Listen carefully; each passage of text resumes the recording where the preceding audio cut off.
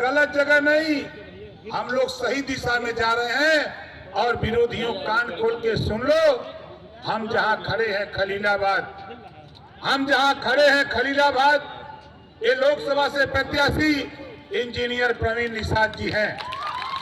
इनका चुनाव निशान क्या है? मुझे पता है कि प्यास और भूख लगी है, लंबे समय से आप आए हो, जोर से बताओ जरा, इनका चुनाव निशान क्या है? दोनों हाथ उठा के बताओ, निशान क्या है? कमल का फूल। कमल के फूल पर बटन दबाओगे, हमारे देश के प्रधानमंत्री तीसरी बार प्रधानमंत्री बनेंगे।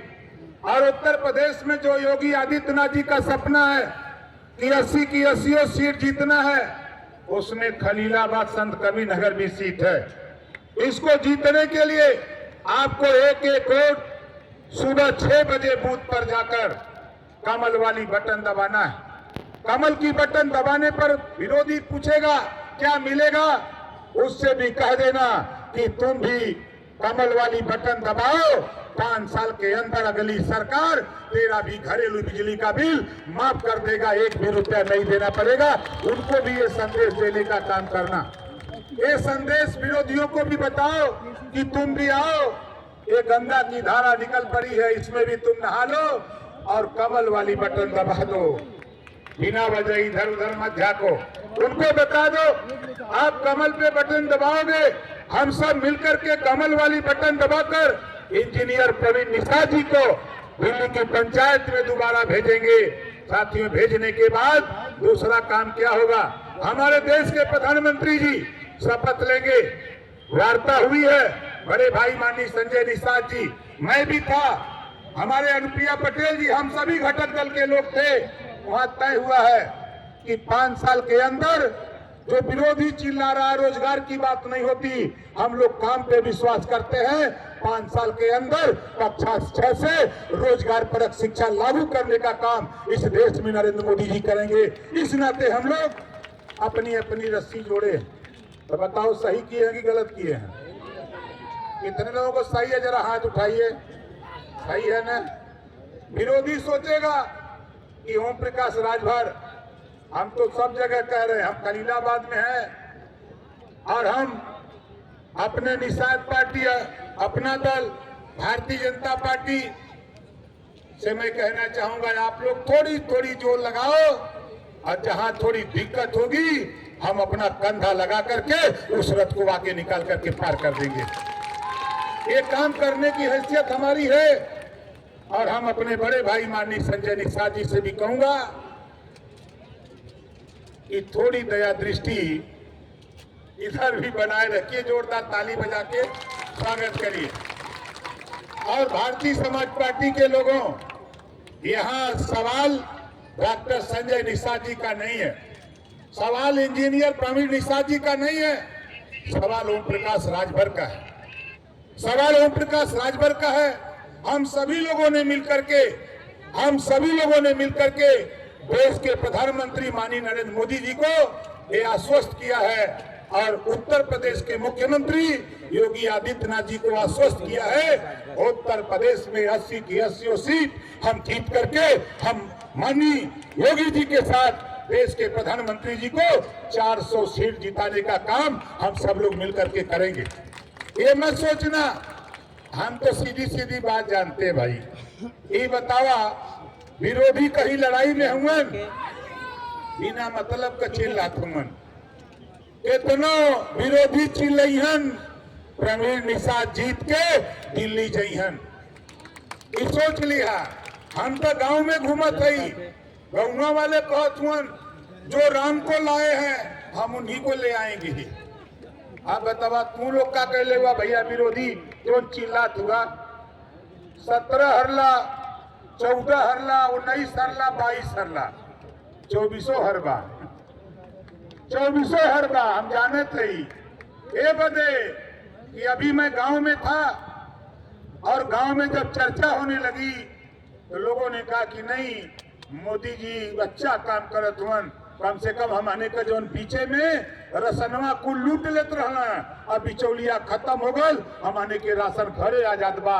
एकरे बदे बहुत लोग खुश बा। काम किए हैं उन कामों का रिपोर्ट कार्ड लेकर भारतीय जनता पार्टी एनडीए के घटक दलों के लोग लगातार जनता के बीच में, और मुझे विश्वास है कि जिस प्रकार का काम हमारी सरकार ने 10 वर्षों में किया और उसके कारण आज एक बदलता हुआ भारत और बदलता हुआ उत्तर प्रदेश हमारे आपके सामने, जिस परिस्थितियों में आज से 10 साल पहले मोदी जी देश के प्रधानमंत्री बने थे वो किसी से छुपी नहीं। आज से 7 साल पहले जब योगी जी मुख्यमंत्री बने थे उत्तर प्रदेश के, तो किस प्रकार की परिस्थिति थी, उन परिस्थितियों की चर्चा बार बार करना कहीं ना कहीं व्यावहारिक नहीं।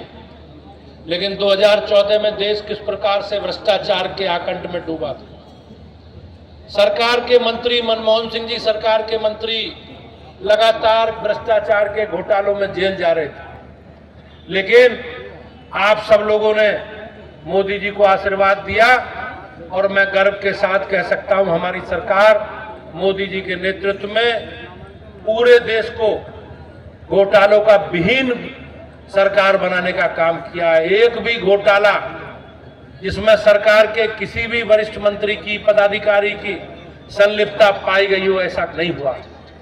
भाइयों बहनों, हमारी सरकार ने बिजली, पानी, सड़क, शिक्षा, स्वास्थ्य, सुरक्षा सारे विषयों पर काम किया।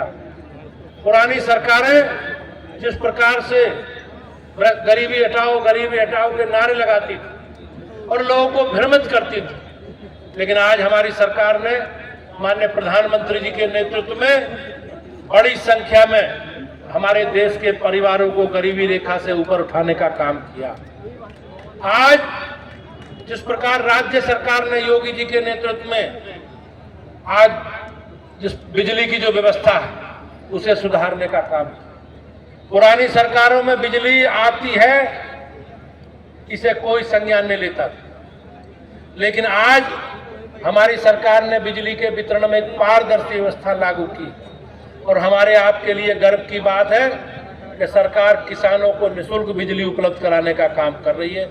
ये एक बड़ा विषय। आज उत्तर प्रदेश में कानून का राज, आज उत्तर प्रदेश बदलता हुआ उत्तर प्रदेश में बड़ी संख्या में लोग आज निवेश करने के लिए आतुर और निवेशक बड़ी संख्या में उत्तर प्रदेश में निवेश कर रहे हैं।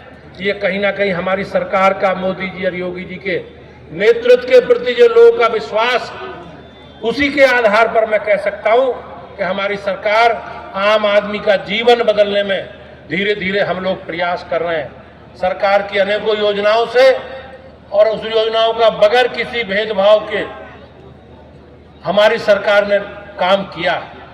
आप देखते होंगे पिछली सरकारों में सरकार की योजनाओं का लाभ केवल वोट बैंक के आधार पर लोग देखते थे, लेकिन माननीय प्रधानमंत्री जी के संकल्प को हम सब लोगों ने चरितार्थ करने का काम किया है। माननीय प्रधानमंत्री जी ने सबका साथ, सबका विकास और सबका विश्वास के आधार पर 140 करोड़ लोगों के उत्थान के लिए काम करने का प्रयास सरकार ने किया और उसी का परिणाम है आज दुनिया में भारत का मान सम्मान बढ़ा। आज हम सब लोग मिलकर माननीय प्रधानमंत्री जी का जो संकल्प, उस संकल्प को पूरा करना। माननीय प्रधानमंत्री जी का संकल्प है भारत को 2047 तक एक विकसित भारत के रूप में हमें एक शक्तिशाली देश बनाना, और उसी रास्ते पर सरकार काम कर रही है। हमारी सरकार ने अपनी आस्था, परंपरा और अपनी विरासत को बढ़ाने का काम किया। पुरानी सरकारें जिस प्रकार से दंगाइयों के साथ खड़ी रहती थी, उत्तर प्रदेश दंगाइयों का राज्य बन गया था। रोज दंगे होते थे, सांप्रदायिक दंगे होते थे, लेकिन जब से उत्तर प्रदेश में केंद्र में भाजपा की सरकार बनी है, आज उत्तर प्रदेश दंगों से मुक्ति की तरफ आगे बढ़ रहा है और अमन चैन के साथ उत्तर प्रदेश के 25 करोड़ लोग उत्तर प्रदेश की विकास यात्रा के साथ जुड़कर उत्तर प्रदेश को भी समृद्धशाली, शक्तिशाली राज्य बनाने में हम लोग काम कर रहे हैं।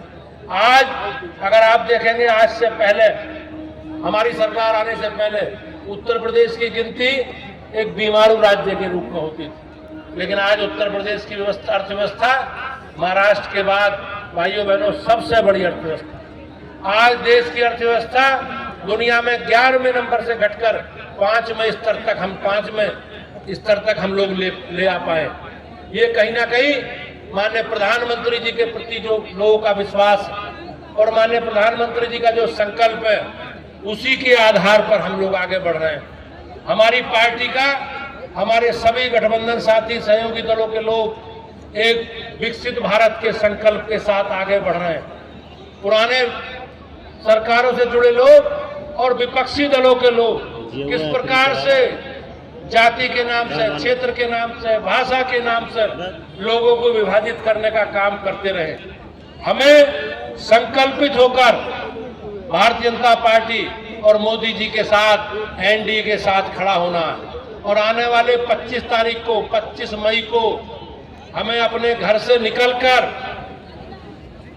और अपने परिवार के लोगों से, शुभचिंतकों से, मित्रों से प्रेरित करना है कि भारतीय जनता पार्टी के कमल निशान के आगे बटन दबाकर हमारे प्रत्याशी प्रवीण निषाद जी को विजयी बनाना। भाइयों बहनों, ये वोट मोदी जी को प्रधानमंत्री बनाने के संकल्प के साथ हमें अपना मतदान करना है।